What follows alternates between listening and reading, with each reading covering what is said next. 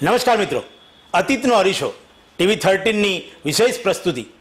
ગુજરાતની અંદર એવા લોકોને આપણે તમારી સામે લઈને આવીએ છીએ જેને ગુજરાતની અંદર પોતાના કાર્યમાં સિદ્ધિ મેળવી હોય, દરેક કાર્યમાં સફળતા મેળવી હોય.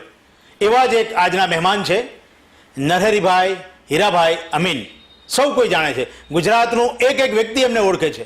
પણ નરહરિભાઈની અંગત વાતો શું છે, નરહરિભાઈના મનમાં કેવા વિચારો છે અને કેવું જીવન જીવવા માંગે છે, તેના વિશે આજે વાત કરીશું ખુલીને. નરહરિભાઈ, આપનું સ્વાગત છે અમારા કાર્યક્રમમાં. નમસ્તે સાહેબ, પહેલો સવાલ તો એ પૂછીશ કે નરહરિ અમીન રાજ્યના વિદ્યાર્થી કાળથી નેતાગીરીથી શરૂ કરીને રાજ્યના ગૃહપ્રધાન સુધી બિરાજેલા.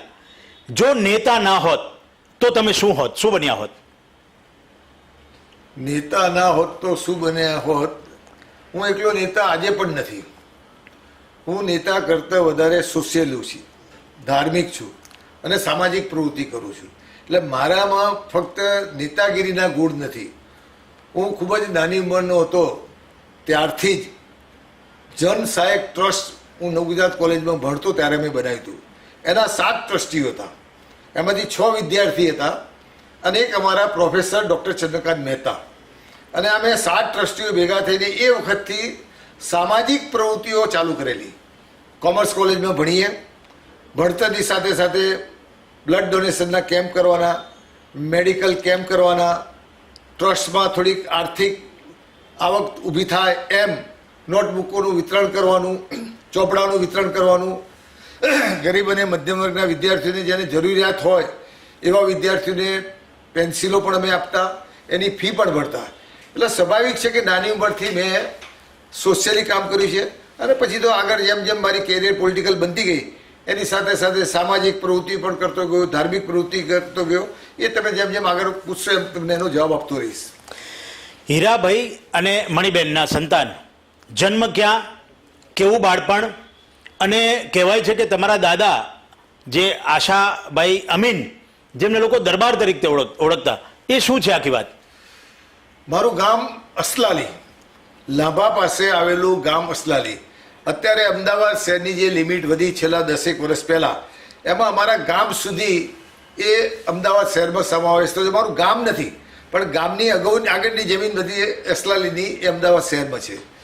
મારો જન્મ આજથી 71 વર્ષ પહેલાં અસલાલી ગામમાં થયો હતો. મારા પિતાશ્રી એ વખતે લાભામાં અમારી બહુ મોટી ખેતી હતી, 200 વીઘાની ખેતી હતી, ડાંગર અને ઘઉં પકવતા હતા. અને એ જ વખતે અમારી માણેક ચોકમાં ફાઇનાન્સની પેઢી હતી. મારા પિતાશ્રી મારા જન્મ વખતથી માણેક ચોકમાં ફાઇનાન્સની પેઢી ધરાવતા હતા. એક આસારામભાઈ ઠક્કર કરીને એમના મિત્ર હતા, એ ભાગીદાર હતા. એ આસારામ ઠક્કર અને મારા પિતાશ્રી એ ફાઇનાન્સની પેઢી કરતા છે.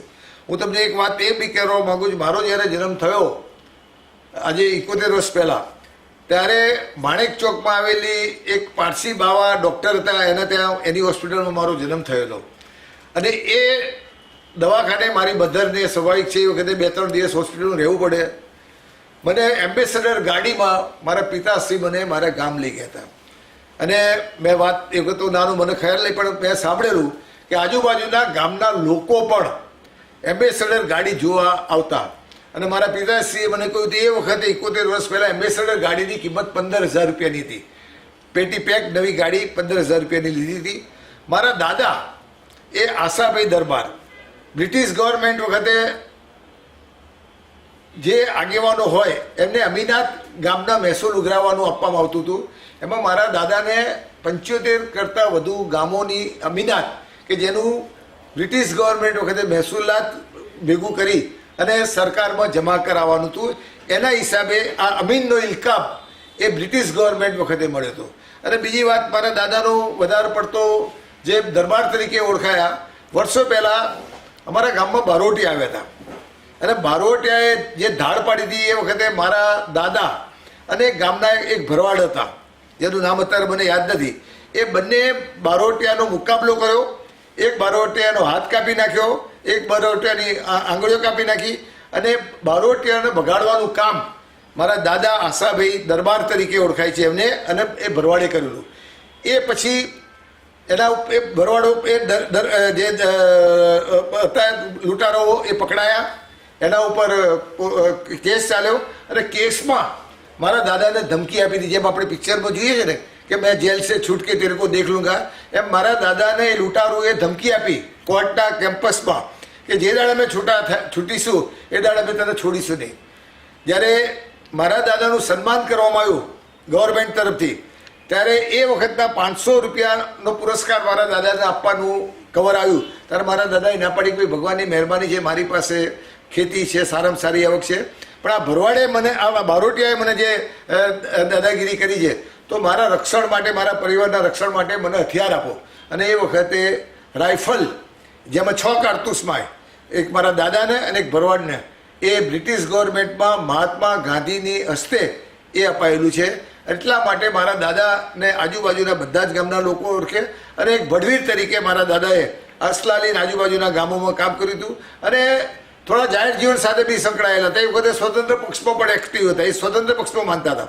એટલે એ વખતે સ્વતંત્ર પક્ષના આગેવાનો સાથે ખેડૂતોના નાના મોટા પ્રશ્નો, એ સરદાર પટેલથી માંડીને જ્યારે મુવમેન્ટો ચાલતી ત્યારે એમની સાથે પણ મારા દાદા કામ કરતા હતા. એટલે એવું કહેવાય કે સાહસ અને સમાજ સેવા સંસ્કારમાં મળી છે, જેને કારણે તમે કદાચ રાજ્યની હોમ મિનિસ્ટર સુધીની ખુરશી સુધી પહોંચ્યા. પણ એ આખો જે સમયગાળો હતો એ કેવો રહ્યો? હું બીજી વાત કરું કે અસલાલી ગામમાંથી હું 5 વર્ષની ઉંમર તો તમે અમદાવાદમાં શિફ્ટ થયા. સરદાર પટેલ કોલોની પાસે વિજય કોલોનીમાં મારા પિતાશ્રીએ એ જમાનામાં 75,000માં 3 માળનો બંગલો લીધો. અમે 4 ભાઈ 1 બહેન રહેતા હતા. અને એ વખતે હું સંસ્કાર વિદ્યાલયમાં ભણતો હતો. પછી ન્યૂ હાઈસ્કૂલમાં હું ત્યાંથી શિફ્ટ થયો. સાયકલ લઈને હું ભણવા જતો હતો. અમદાવાદની મોટામાં મોટી school new high school, new middle high school ને એચબી કાપડિયા સ્કૂલ, સારામાં સારી એ ગુજરાતી માધ્યમની સ્કૂલ કહેવાય. અને ન્યૂ હાઈસ્કૂલ અને ન્યૂ મિડલ હાઈસ્કૂલની સંખ્યા લગભગ 4,000 થી 4,500 વિદ્યાર્થીઓ ભણે. એ સ્કૂલમાં ધોરણ 10માં હું GS બનેલો. અમારી પહેલી કારકિર્દી. અને મને 8મા ધોરણથી કન્ટિન્યુઅસ ક્લાસનો મોનિટર થતો. મોનિટર કહેવાતા, અત્યારે કોલેજમાં CR કહેવાય, એ વખતે મોનિટર.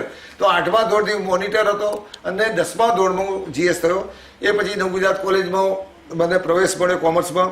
હું પ્રીમાં બી CR થયો, FYમાં ટ્રેઝરર થયો, SYમાં હું સેક્રેટરી સ્પોર્ટ્સ થયો અને TYમાં હું SYમાં હું GS થયો અને TYમાં ગુજરાત યુનિવર્સિટીમાં કોમર્સ ફેકલ્ટીમાંથી સેનેટ મેમ્બર થયો. ફરીથી ફર્સ્ટ LLBમાં ફરીથી સેનેટ મેમ્બર થયો. એ વખતે આ લગભગ 74 થી 77, 76ની વચ્ચેની વાત છે. હું એક જ પહેલો વિદ્યાર્થી નેતા હતો કે સતત 2 વર્ષ સેનેટમાં ચૂંટાયો વિદ્યાર્થી તરીકે તો હું હતો. હું 75માં બી ચૂંટાયો વિદ્યાર્થી તરીકે કોમર્સમાંથી, 76માં ફર્સ્ટ LLBમાં ચૂંટાયો અને 1977માં બાબુભાઈ જસભાઈ પટેલની સરકાર હતી અને હું બાબુભાઈ જસભાઈનું કામ કરતો હતો, જનતા પાર્ટીમાં હતો. બાબુભાઈએ મને 5 વર્ષ માટે સેનેટ સભ્ય તરીકે, સરકારના નિયુક્ત સભ્ય તરીકે મારી સેનેટમાં નિમણૂક કરી. અને એ વખતે વિદ્યાર્થી તરીકે હું ભણતો, 3rd LLBમાં ભણતો અને હું પહેલી વખત સિન્ડિકેટની ચૂંટણી લડ્યો. સામાન્ય વિભાગમાંથી જે પ્રોફેસરોના હોય, પ્રિન્સિપાલોના હોય, એ સિવાયના માટેની 3 સીટો સિન્ડિકેટમાં હતી. સુધીર નાણાવટી મારી સામે લડે, શરદ પટેલ લડે, સાગર રાયકા લડે, અશોક પંજાબી લડે. એવા બધા ધુરંધર વ્યક્તિઓની સામે હું સિન્ડિકેટની ચૂંટણી 1977માં લડ્યો અને 3rd LLBનો વિદ્યાર્થી અને હાઈએસ્ટ વોટે હું જીત્યો. સુધીરભાઈ નાણાવટી કરતાં પણ મારા વધારે વોટ આવ્યા. હું પહેલા ક્રમે જીત્યો, સુધીરભાઈ બીજા ક્રમે જીત્યા અને શરદ પટેલ ત્રીજા ક્રમે જીત્યા. એ પછી 90માં મારી ઉંમર લગભગ 25 વર્ષ સુધી, 55માં મારો જન્મ. એ વખતે મને જનતા પાર્ટીમાંથી ટિકિટ આપવામાં આવી. એ વખતે ભાજપ, કોંગ્રેસ અને જનતા પાર્ટી. હું ને ડૉક્ટર રમણભાઈ પટેલ નારણપુરામાંથી કોર્પોરેટર તરીકે ચૂંટાયા. એ વખતે હાઈએસ્ટ વોટે 12,000 વોટે હું કોર્પોરેટર તરીકે ચૂંટાયો. અને એ પછી કોર્પોરેશનમાંથી જુદી જુદી કમિટીઓમાં કામ કર્યું. 1990માં જનતા પાર્ટીની ટિકિટ ઉપર ચિમનભાઈએ મને વિધાનસભાની સીટ આપી. એ વખતે ભાજપના પ્રમુખ અમદાવાદ શહેરના નટુમામા હતા અને ભરત ગઢવી એ કોંગ્રેસના ઓલરેડી ધારાસભ્ય હતા. ત્રિકોણીયા જંગમાં હું આ વિધાનસભા હું લડ્યો. તારે 55માં જન્મ મારો અને 90માં મારે ચૂંટણી લડવાનું થયું. શું એટલે ખૂબ જ નાની ઉંમરે હું વિધાનસભા લડ્યો અને 11,000 વોટે જીત્યો. નટુમામા પણ હાર્યા, ભરત ગઢવી પણ હાર્યા અને હું 11,000 વોટે જનતા પાર્ટીમાંથી ધારાસભ્ય થયું. જનતા પાર્ટી અને ભારતીય જનતા પાર્ટીની સંયુક્ત સરકાર બની. 70 ધારાસભ્યો અમારા જનતા પાર્ટીના ચૂંટાયા હતા, ચિમનભાઈની પાર્ટીના, અને 64 એ ભારતીય જનતા પાર્ટીના કેશુભાઈ પટેલના. એટલે જનતા પાર્ટી અને ભાજપ એની સંયુક્ત સરકાર બની. કોંગ્રેસના એ વખતે ફક્ત 32 સભ્યો ચૂંટાયા હતા. એ વખતે ચીમનભાઈએ મને રાજ્ય કક્ષાનો હોમ મિનિસ્ટર બનાવ્યો, યુથ સ્પોર્ટ્સ કલ્ચરનું સ્વતંત્ર મને હવાલો આપ્યો અને પહેલે જ દિવસે હું સરકારમાં પહેલી વખત ચૂંટાયો અને રાજ્ય કક્ષાનો હોમ મિનિસ્ટર અને યુથ સ્પોર્ટ્સ કલ્ચરનો સ્વતંત્ર હવાલો મને આપ્યો. ત્યાર પછી મને શિક્ષણ વિભાગની જવાબદારી મળી. ચીમનભાઈના ગુજરી ગયા પછી છબીલદાસ મહેતા ગુજરાતના મુખ્યમંત્રી બન્યા, ત્યારે કોંગ્રેસ પક્ષે મને ડેપ્યુટી ચીફ મિનિસ્ટર તરીકેની જવાબદારી આપી. સીડી પટેલ અને હું એ ગુજરાતના 2 ડેપ્યુટી ચીફ મિનિસ્ટર હતા અને છબીલદાસ મહેતા એ વખતે ગુજરાતના મુખ્યમંત્રી હતા. શહેરી વિકાસ ખાતું મારી પાસે, જેલ વિભાગ મારી પાસે, યુથ સ્પોર્ટ્સ કલ્ચર મારી પાસે, ઘણા ખાતાઓ મેં 5 વર્ષના દરમિયાન સંભાળ્યા. ઘણા ઐતિહાસિક નિર્ણયો, ઘણા કામો મારા વખતમાં થયા. એ પછી હું ફરીથી 2000માં જ્યારે નરેન્દ્રભાઈ મોદી હતા એ વખતે પેટા ચૂંટણી થઈ હતી, ઓઝાએ રાજીનામું આપ્યું અને એ જ વખતે નારાયણપુરા, જે સાબરમતી વિધાનસભા કહેવાતી અત્યારે નારાયણપુરા છે, ત્યાંથી હું 22,000 વોટથી એ પેટા ચૂંટણી જીત્યો. એ વખતે ગુજરાતના મુખ્યમંત્રી તરીકે કેશુભાઈ હતા. પછી ત્યાર પછી મારી ચૂંટણી પછી એનું જે પરિણામ ભાજપની વિરુદ્ધમાં આવ્યું, એક સાબરકાંઠાની લોકસભા એ ભાજપ હાર્યું, વડોદરાની એક વિધાનસભા રહ્યા જ્યાં દલસુ પ્રજાપતિ જીત્યા, અમદાવાદમાંથી હું નારાયણપુરામાંથી જીત્યો અને કેશુભાઈનું ભારતીય જનતા પાર્ટીએ રાજીનામું લીધું અને નરેન્દ્રભાઈ મોદી એ વખતે રાજ્યના મુખ્યમંત્રી બન્યા. એ ધારાસભ્ય પણ નહોતા અને સીધા જ ભારતીય જનતા પાર્ટીએ એમને મુખ્યમંત્રી બનાવ્યા અને મુખ્યમંત્રી બન્યા પછી વજુભાઈ વાળાએ નરેન્દ્રભાઈ ધારાસભ્ય બને એટલા માટે રાજીનામું આપ્યું અને વજુભાઈ વાળાની સીટ ઉપર નરેન્દ્રભાઈ મોદી એ ધારાસભ્ય તરીકે ચૂંટાયા, મુખ્યમંત્રી તરીકે કામ કર્યું. આ બધી કેરિયર એ વખતે જ્યારે નરેન્દ્રભાઈ મોદી એ જ્યારે ગુજરાતના મુખ્યમંત્રી થયા ત્યારે તો હું બીજી ટર્મ ધારાસભામાં ચૂંટાયો હતો. એ પછી 2012માં મારે કોંગ્રેસના આગેવાનો સાથે મન દુઃખ ઊભું થયું, રાહુલ ગાંધી સાથે મતભેદ ઊભા થયા, અહીંના ગુજરાતના નેતાઓ સાથે મતભેદ ઊભા થયા અને મેં કોંગ્રેસમાંથી રાજીનામું આપ્યું.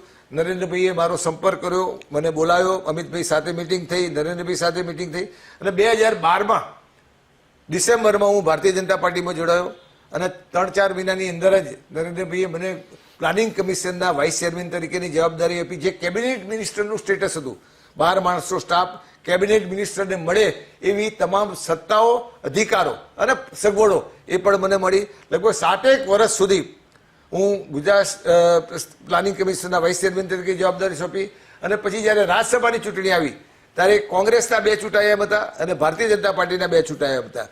ભારતીય જનતા પાર્ટી પાસે લગભગ 25-26 વોટ વધારે હતા. એટલે નરેન્દ્રભાઈ અને અમિતભાઈએ નક્કી કર્યું કે આપણે ત્રીજા કેન્ડિડેટને પણ ઊભા રાખીએ અને ત્રીજા કેન્ડિડેટ તરીકે રાતે 11 વાગે અમિતભાઈનો મને ફોન આવ્યો, નરેન્દ્રભાઈનો ફોન આવ્યો કે તારે કાલે સવારે ફોર્મ ભરવાનું છે. એટલે એ વખત હસતા મેં કહ્યું સાહેબ આપણી પાસે પૂરતા વોટ ક્યાં છે, આપણી પાસે 8 વોટ ખૂટે છે અને 8 વોટ ના મળે તો જીતાય એમ નથી. તો નરેન્દ્રભાઈ હસતા મને એમ કહ્યું નરેન્દ્રજી તને તારા ઉપર વિશ્વાસ નથી, મારા ઉપર તને ભરોસો નથી. મેં કહ્યું ના ચોક્કસ છે, આપણે બધા ભેગા થઈને મથીશું, પ્રયત્ન કરીશું, ચોક્કસ તું જીતીશ.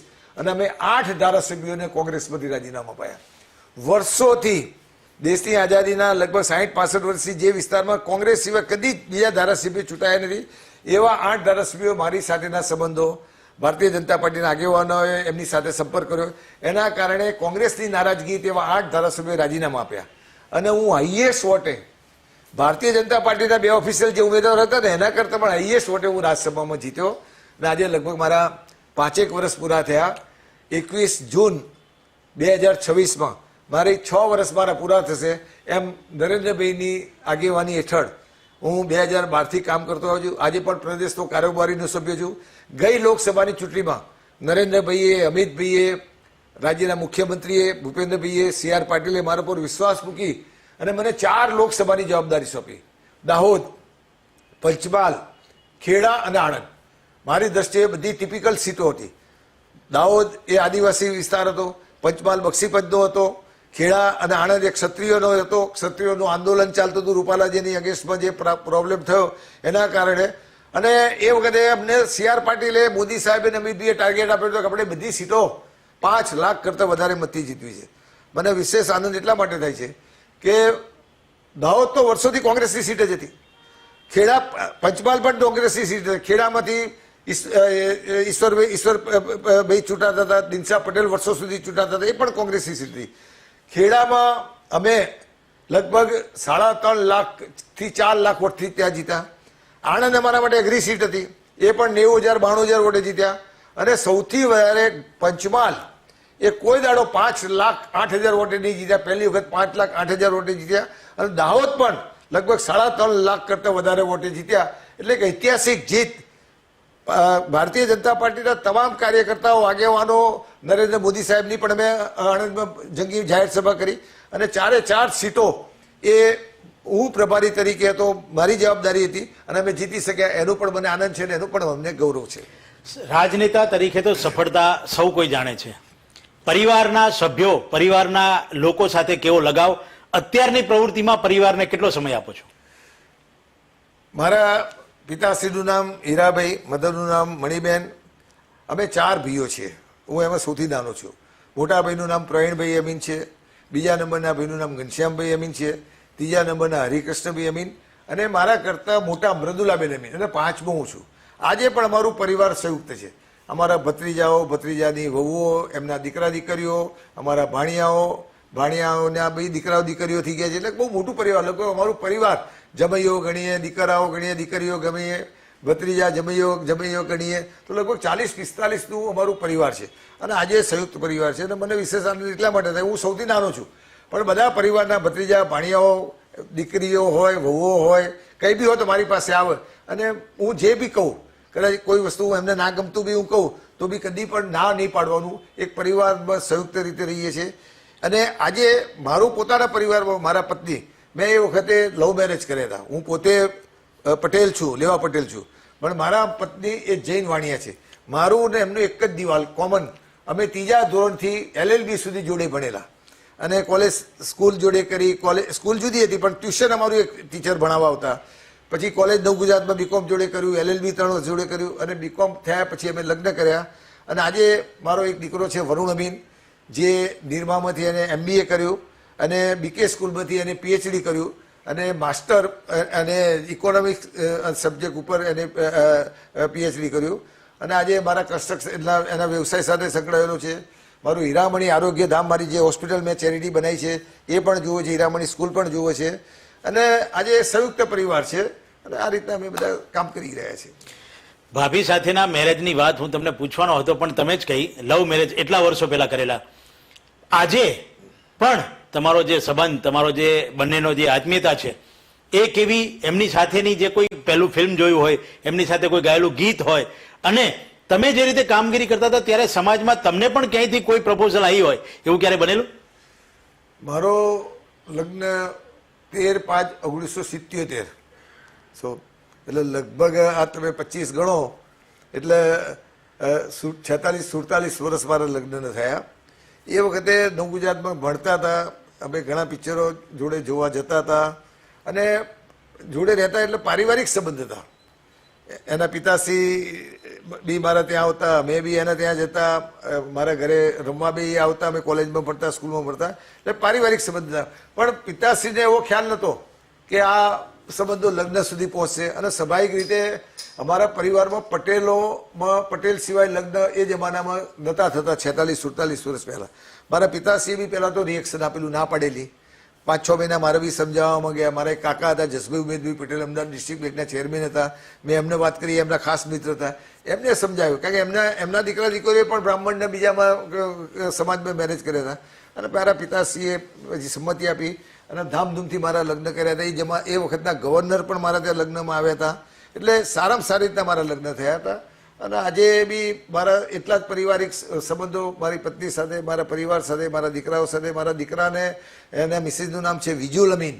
એ વિજુલ પોતે શંકરભાઈ પટેલ જે વાલી મંડળના પ્રમુખ હતા, માધવસિંહ વખતે જેને આંદોલન કર્યું અને મેમનગર નગરપાલિકા પંચાયતના પ્રમુખ હતા, એની ગ્રાન્ડ ડોટર એ મારા દીકરા સાથે એને મેરેજ થયા છે. એનો પણ એક દીકરો જે વિવાસ નામ છે એ લગભગ 21-22 મહિનાનો થયો. અને પારિવારિક સંબંધ છે અને સારામાં સારી રીતના મારું પરિવાર અમે પોતે બી એન્જોય કરી રહ્યા છીએ અને મારું કુટુંબ પણ એન્જોય કરી રહ્યું છે. હવે આજના રાજકારણમાં એવી કઈ વાત કે જે તમને એમ થાય છે કે મને જો મોકો મળ્યો હોત તો મેં પૂરી કરી હોત, અથવા તો આજની યુવા પેઢીને શું સંદેશ આપશો? 1990થી 1995માં ચીમનભાઈની સરકાર અને છબીલદાસની સરકાર. હું પહેલી જ વખત ચૂંટાયેલો. મારી ઉંમર બી એ વખતે 35 વર્ષે હું મિનિસ્ટર થયો હતો. 90માં ચૂંટાયો, 55 મારો જન્મ, ગણી લો કેટલા વર્ષ થયા. પણ મને એ વખતે 2 વખતમાં મુખ્યમંત્રી જોડે કામ કરવાની આઝાદી હતી, સ્વતંત્ર હતા અને ડાયનેમિક કામ કરવાથી ટેવાયેલો હતો. સભાઓમાં પણ બહુ ગુસ્સાવાળો સ્વભાવ હતો. અધિકારીઓને પણ કડકાઈથી વાત કરવાની, કોઈ દાડો સાહેબ કહીને અધિકારીઓને બોલાયા નહોતા. એક એવો પણ મારા માટે કહેવાતો કે હું જ્યારે મારા પીએસ ફોન કરે અધિકારીઓને કે સાહેબે બોલાયા છે, તો ઘણા અધિકારીઓ વોશરૂમમાં જઈને પછી મારી ઓફિસમાં આવતા. એવો રૂઆબ હતો, એવો ધાક હતો, એવા ઝડપી નિર્ણયો કરતા હતા. એટલે એ જે કામ કરવાની તક મળી, એવી તક એ પછી મને નથી મળી અને બહુ ઓછા લોકોને તક મળી છે. અત્યારે નરેન્દ્રભાઈ મોદીના શાસનમાં જે કામો થયા છે એ વાત હું ચોક્કસ કરીશ કે ચીમનભાઈની સરકાર વખતે, કેશુભાઈની સરકાર વખતે આર્થિક પરિસ્થિતિ સરકારની મર્યાદિત હતી, આવકો પણ મર્યાદિત હતી. અત્યારે જીએસટીની આવક સમગ્ર રાજ્યમાં, સમગ્ર દેશમાં જબરજસ્ત મોટી જીએસટીની આવક છે. અને નરેન્દ્રભાઈ મોદી ગુજરાતના મુખ્યમંત્રી બન્યા અને અત્યારે 11 વર્ષથી પીએમ તરીકે કામ કરી રહ્યા છે. એમના 25 વર્ષના કામમાં જે કામો થયા છે ને એ કોઈ સરકારમાં નથી થયા. ને મને આજે પણ માન લો કે હું પોતે સત્તામાં આવું અને મારી પાસે પૂરા પાવર હોય તો મારો એક સ્વભાવ પહેલેથી રહ્યો છે. મને ચીમનભાઈએ એક વાત શીખવાડી દીધું જ્યારે 90 મિનિસ્ટર થયો ત્યારે, કે જે કામ સાચું હોય અને થઈ શકે એવું તો હા પાડવાની, અને જે કામ ના થઈ શકે એવું તો ના પાડી દેવાની. હું આજે પણ મારા માટે આખા અમદાવાદના હજારો લોકો જાણતા હશે કે નરેન્દ્ર મીના ત્યાં જાઓ એટલે ટેલિફોન કરવાનો, ચિઠ્ઠી લખી આપવાની, ના થાય એવું તો મોડે ના પાડી દેવાની. અને ગમે તેટલું ખોટું લાગે, ગમે તે સગો આવ્યો, સંબંધી આવ્યો, ભાઈબંધ આવ્યો, હું જાણું કે આ નથી થયું તો એને ફરતી ધક્કો નહીં ખવડો. આજની તારીખમાં દુઃખ થાય છે કે રાજ્ય સરકારમાં, મારી સરકાર ભાજપમાં બી આજે એવા મિનિસ્ટરો છે કે હા ભાઈ લાવો તરી જ, હા વાંચી ઘાત થઈ જશે, અઠવાડિયે 15 દાડા તારું કામ થઈ જાય. 15 દાડા ભાઈ પેલો ફરતી આવે કે તારું કામ નથી થયું, ચાલ હું કહું છું. ત્રીજી વખત ધક્કો ખાય, ચોથી. પછી પેલો માણસ જ્યારે ના થાય ને તારે બહાર જઈને ગાર ભાડીને નીકળતો હોય, અફસોસ કરતો હોય છે, નિશાકા લેતો હોય. ત્યારે હું જાહેર જીવનમાં એવું શીખેલું છું કે જે કામ ના થાય એ એટ એ ટાઈમ ના પાડી દેવું. એને ગમે તેટલું દુઃખ લાગે, ગમે તેવું મારા માટે બોલો જ બોલે. જે કામ થાય એવું હોય એટ એ ટાઈમ અધિકારીને કડક ભાષામાં કહેવાનું, અધિકારીને કહેવાનું, સરકારમાં કહેવાનું તો સરકારમાં કહેવાનું, અને એક કામ કરવું જોઈએ. આજે પણ એ સ્ટાઇલ છે, પણ એ સ્ટાઇલ આજે મને કહેવામાં જરાય સંકોચ નથી થતો. એ ધીમે ધીમે જે અગાઉની સરકારમાં હતું ને એ આજની સરકારમાં નથી. અધિકારીઓ આજની તારીખમાં ચૂંટાયેલા વ્યક્તિઓને જે વેટેજ આપવું જોઈએ એ વેટેજ આપતા નથી. અને સરકારે પણ ધ્યાન રાખવું જોઈએ, જે સરકારમાં બેઠેલા જે મંત્રીઓ છે કે જિલ્લા પંચાયતનો સભ્ય હોય, તાલુકા પંચાયતનો હોય, નગરપાલિકાનો હોય, ધારાસભ્ય હોય, એનું વેટેજ થવું જોઈએ. કારણ કે પ્રજાએ એમને છૂટીને મોકલ્યા છે, પ્રજા એની પાસે જવાબ માંગવાનો છે. અધિકારીઓ તો એર કન્ડિશન ઓફિસમાં બેસે છે, એની પાસે કોઈ જવાબ માંગવા નથી. ત્યારે રાજ્ય સરકારે, હું ભારતીય જનતા પાર્ટીની સરકાર માટે પણ કહેવા માંગુ છું કે આ એક ઉણપ છે આપણી, કે ચૂંટાયેલા વ્યક્તિઓનું વેટેજ વધવું જોઈએ, અધિકારીઓનું વેટેજ ઘટવું જોઈએ. સાચી વાત હોય તો અધિકારીઓ કરવું જોઈએ, અને ના કરે તે અધિકારીઓને પૂરેપૂરી સજા કરવી જોઈએ, બદલી કરવી જોઈએ, અને જરૂર પડે તો સસ્પેન્ડ કરી દેવા જોઈએ. સાહેબ, અત્યારે શહેરના જે રીતે રોડ, તૂટેલા રોડ ને રસ્તા જોઈએ છીએ, ત્યારે યાદ આવે છે કે તમે નવરંગપુરા સાઈડનો એક રસ્તો બનાવેલો. આજે એ પરિસ્થિતિ પ્રમાણે એવો ને એવો છે. શું એ કામકાજ એ વખતની પદ્ધતિ અને અત્યારની પદ્ધતિમાં શું ખોટે છે? અને અમદાવાદમાં પહેલો રસ્તો એમને બનાવડાયો, પોતે રાતના જાતે જાય અને જે રોડનું કામ થતું હોય ને પોતે દિવાલ આમ નીચે મરી જો રસ્તાનું લેવલ મળે છે કે નહીં. અને એ રસ્તા શરૂઆતમાં આખો જે એમને ભવ્ય રસ્તો બનાવ્યો, જે આજે પણ સારામાં સારો છે. અને પછી તો એમની ટ્રાન્સફર લંડનમાં થઈ, ઘણું કામ કર્યું. અને અત્યારે રિવરફ્રન્ટ સાથે પણ મોદી સાહેબના, ભૂપેન્દ્રભાઈની સરકાર એમને કામ કરે છે, બહુ ડાયનેમિક ઓફિસર છે. આજે બી તમને એટલું હું કહેવા માગું કે ભૂપેન્દ્રભાઈની સરકારે, એ પોતે શહેરી વિકાસ મંત્રી છે, એ પહેલાં સ્ટેન્ડિંગ કમિટીના ચેરમેન રહેલા છે, ઓડાના ચેરમેન રહેલા છે. એટલે એમને પણ બીજા બધા ડિપાર્ટમેન્ટનો કદાચ અનુભવ ઓછો છે, પણ કોર્પોરેશન સાથે, ઓડા સાથે સંકળાયેલા હોવાના કારણે એને રસ્તા, પાણી, ગટર એ બધાનો સારામાં સારો અનુભવ છે. અને આજની તારીખમાં શહેરી વિકાસ મંત્રી તરીકે ગુજરાતના 8 કોર્પોરેશનો, બધી જ નગરપાલિકાઓમાં સૌથી વધારે બજેટ આપવાનું કામ કર્યું હતું ભૂપેન્દ્રભાઈએ કર્યું. અગાઉની કોઈ સરકાર, મારી સરકારમાં નથી થયું. વજુભાઈ વાળાની સરકારમાં શહેરી વિકાસ મંત્રી હતા તારે પણ નથી થયું. ઇવન આઈ કે જાડેજા હતા તારે પણ નહોતું થયું. આજની તારીખમાં ભૂપેન્દ્રભાઈએ પ્રાયોરિટી આપી, કારણ કે ડેવલપમેન્ટ પણ એટલું થયું છે. સાહેબ, છેલ્લે એક સવાલ, તમારું મનગમતું કોઈ ફિલ્મ, તમારું ગીત, કઈ પસંદગી તમારી? મારું કોઈ મનગમતું પિક્ચર, હું પિક્ચર કાયમ જોઉં છું. મને કોઈ ગાવાનો શોખ નથી, કોઈ મને ગીત આખું આવડતું નથી. પણ એક વાત મારી જે કરવાની છે એ હું તમને એક મારી વાત કહેવાની રહી ગઈ. એક સામાજિક પ્રવૃત્તિ અને ધાર્મિક પ્રવૃત્તિ. મારું જનસહાયક ટ્રસ્ટના નેજા હેઠળ હીરામણી સ્કૂલ 25 વર્ષ પૂરા કર્યા, જે આજે 3950 વિદ્યાર્થીઓ ભણે છે. 15 વર્ષ પહેલા મેં ત્યાં આગળ હીરામણી સાધ્ય જીવન કુટીર ઘડાઘર બનાવ્યું. લગભગ આજે 120 વડીલોને ફક્ત ટોકન 2000 રૂપિયા લઈ અને હું રાખું છું. 4 સ્ટાર સગવડ, કોમ્યુનિટી એસી હોલ, ગઝીબો, લાઇબ્રેરી, એસી હોલ, બધું ત્યાં. 2 ટાઈમ નાસ્તો, 2 ટાઈમ જમવાનું, લોન્ડ્રી કરીને આપવાનું, કપડાં ધોવાના, 24 કલાકના doctor, physiotherapy centre, pathology lab, બધું જ. એક ઐતિહાસિક, એક આ 15 વર્ષ પહેલા 1 કરોડનું ત્યાં મેં મંદિર બનાવ્યું છે. આ ઘડાઘરમાં રહેનારા લોકોમાં 34 દેવી દેવતાઓની મૂર્તિઓ છે. જે ધર્મમાં માનતું હોય, જૈનનો ગોખલો જુદો, શિવજીનો ગોખલો જુદો, સ્વામિનારાયણ ભગવાનની મૂર્તિ, બધી માતાઓની મૂર્તિઓ. એટલે દરેક સવારે સાંજે 2 ટાઈમ આરતી થાય, વડીલો પોતાનું જીવન સારામાં સારી રીતના જીવી શકે એવું મેં ઘડાઘર બનાવ્યું છે. તાજેતરમાં જ મેં હીરામણી આરોગ્ય ધામ, જેનું આજથી લગભગ 2.5 વર્ષ પહેલા નરેન્દ્રભાઈ મોદી PM તરીકે વર્ચ્યુઅલ ખાતમુહૂર્ત કર્યું. CM ભૂપેન્દ્રભાઈ પટેલ અને CR પાટીલ પક્ષના પ્રમુખ હતા, એ હાજર હતા. એમની હાજરીમાં ભૂમિપૂજન થયું અને લગભગ 4-5 મહિના પહેલા અમિતભાઈ શાહના હાથે એનું ઉદ્ઘાટન થયું. એ વખતે પણ CM ભૂપેન્દ્રભાઈ હાજર હતા અને પરિમલભાઈ નથવાણી, રિલાયન્સના જે પ્રેસિડેન્ટ છે અને મારા બહુ અંગત મિત્ર રાજ્યસભાના સભ્ય, એ પણ મુખ્ય મહેમાન તરીકે ઉપસ્થિત હતા.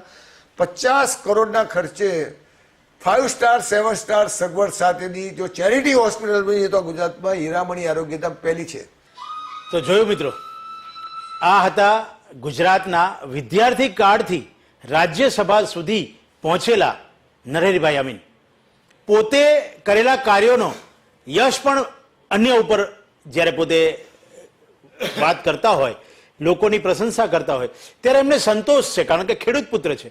ખેડૂત પુત્ર તરીકે લોકોને આજે પણ અન્નપૂર્ણા યોજનામાં પેટ ભરીને જમાડવાનો એક એમને આનંદ છે. તો જોયું, આવા જ અનેક મહાનુભાવો સાથે મળતા રહીશું. ત્યાં સુધી અમને રજા આપશો.